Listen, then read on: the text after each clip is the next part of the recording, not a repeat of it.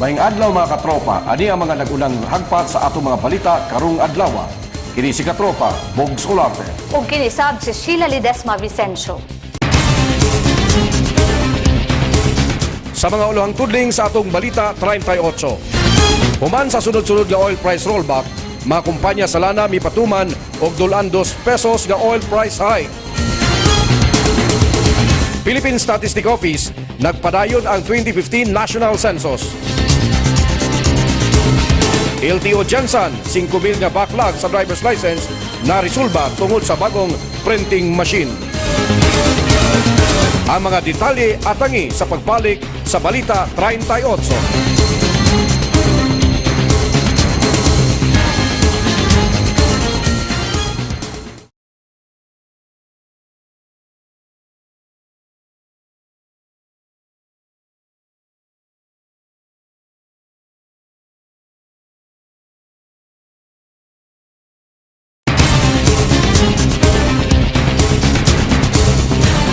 Human sa sunod-sunod nga pagkunhod sa presyo sa gasolina, kalit kining miusbaw og $2 matag litro, butang nga gikagulan sa mga konsumante labi na sa mga tricycle drivers. Aniya ang dugang detalye. Human sa sunod-sunod nga oil price rollback, kalit nga mipahamtang og oil price increase ang mga kompanya sa lana tibuok nasud. Ang Eastern Petroleum Corporation mipausbaw sa presyo sa ilang gasolina sa 1.90 pesos matag litro. Samtang 1.70 pesos matag litro sa presyo sa ilang krudo, sukad alas 6 sa buntag kagahapon Setyembre 8. Ang pag-usbaw sa presyo sa produktong petrolyo resulta sa pagtaas sab sa presyo niini sa world market kung asa may palo kini sa $49 matag bariles.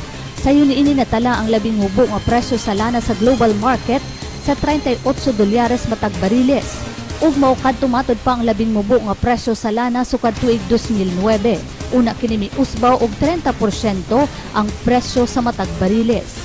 Dinhi sa dakbayan gipatuman na sab kagahapon sa mga oil industry players ang ilang 1.90 nga usbaw sa presyo sa gasolina ug 1.70 matag litro sa usbaw sa presyo sa diesel. Luyo sa pagtaas sa produktong petrolyo, nareklamo ang mga tricycle drivers ilabi na kadtong mga nagapatubil og 30 hangtod 50 pesos lamang. Sama ni Valentine Abiliar nga mitubil kaganina og 30 pesos ug halos .70 litros lang o kapintunga sa litro ang unod niini tungod sa pag-usbaw sa gasolina. Minti dagpon mo mamalay gyapon siya ang dagan gyapon sa gasolina ug gyapon mo na budget lang og 30 ay bala nimo kung sa kadaghanon pa ang kalayo ng pagpadagan.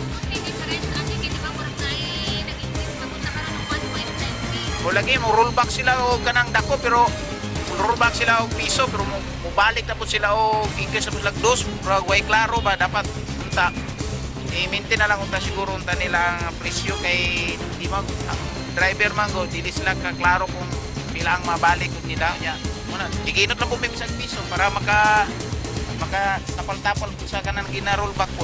Susama sad niya ang sentimiento sa ubang tricycle drivers tungod halos gamay na lang matod pa ang ilang ganansya tungod sa kasamtangang oil price hike. Gawas pa sa suliran nga gamay matod pa ang pasahero apan daghan na kayo ang tricycle nga nagabiyahe dinhi sa Jensen. Panahon na ma'am, kanang isa ka litro na ako tungod sa kadaghan sa tricycle. Para sobra matagamay lang yung kayo ana. Bawi lang siguro ang isa ka litro na siguro sobra na ko na mga 30 piso siguro 20 ano na kay daghan mo kay tricycle karon. Nakalisod ko ang pasahero na mo. Sa kasamtangan na sa 31.05 matag litro ang presyo sa diesel, 42.70 sa unleaded o 43.55 matag litro ang presyo sa special. Sheila Vicencio, EGTV 38.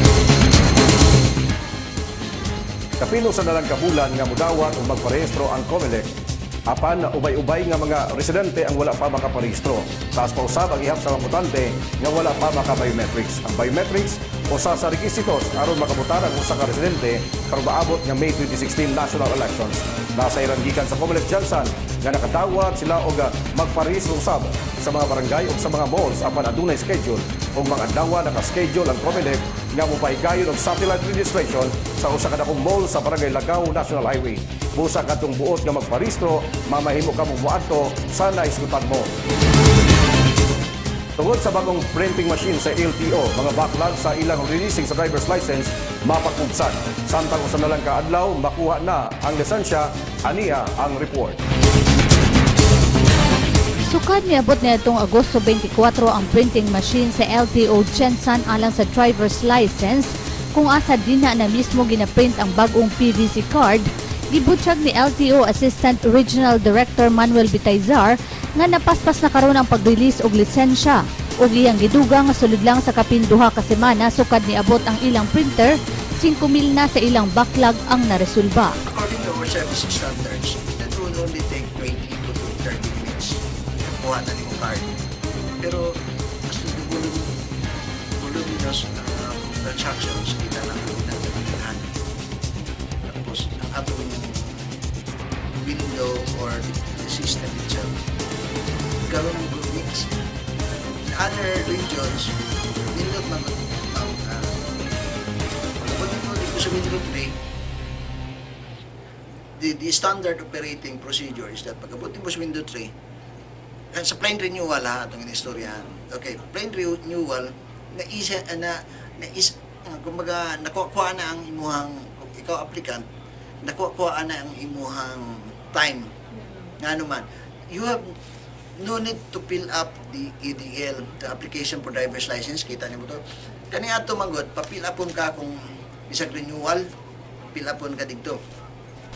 Bisan ang renewal sa mga driver's license, gibutsyag ni Bitaizar nga mas nipaspas na kini tungod dili nagikinahanglan nga mo fill up sa mga magpa-renew og ADL o application for driver's license form.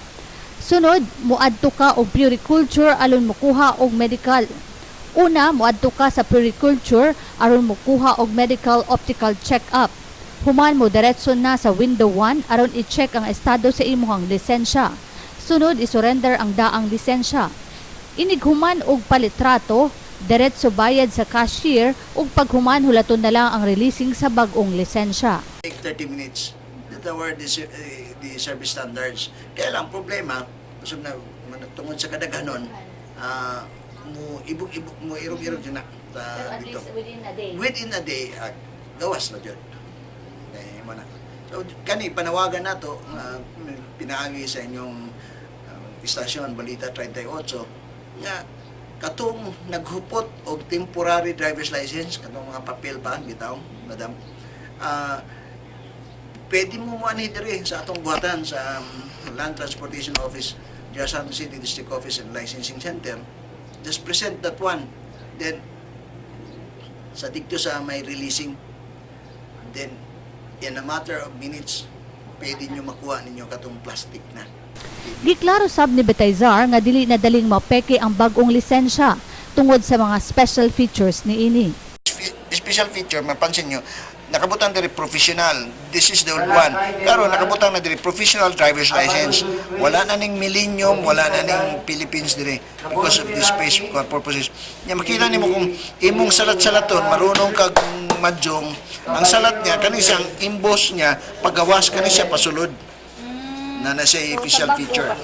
Yes, oo. Special feature na nya kani diri daan is paggawas ng pagkalo. Kani adto ampi ang supplier, but now is all cards Philippines. Sa mga bangko nga na isa lang ang kahimo cards. Pero so far, sir, may nana mo'y nakita po nga murag nagapeke pa ana? So far, the new one, wala. Sa matag adlaw nasayran nga halos naa sa 200 ka mga bagong lisensya ang maimprinta sa LTO Jensen tungod sa bagong printing machine. Samtang gibutyag sab ni ini nga bisan ang nagakuha og student permit naka PVC card na usab. Sheila Vicencio, EGTV 38. Handheld radios o mga bisikleta nga gihatag sa RD Foundation nakatakda na gamiton sa kapulisan. Ang mga detalye sa atong pagbalik.